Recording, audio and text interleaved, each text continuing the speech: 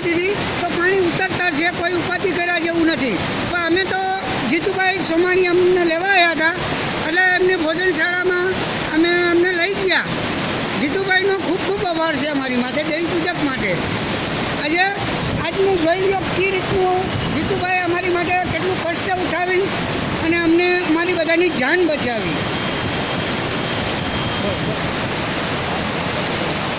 અને એ લોકોને અમારી માટે પૂરી બધાય માટે, અમારી એક માટે નહીં પણ બધાય માટે એમની દયા વધારે રાખે છે કે સમાજ છે આમ બધી રીતે આમ વધારે સમજુ માણસ છે.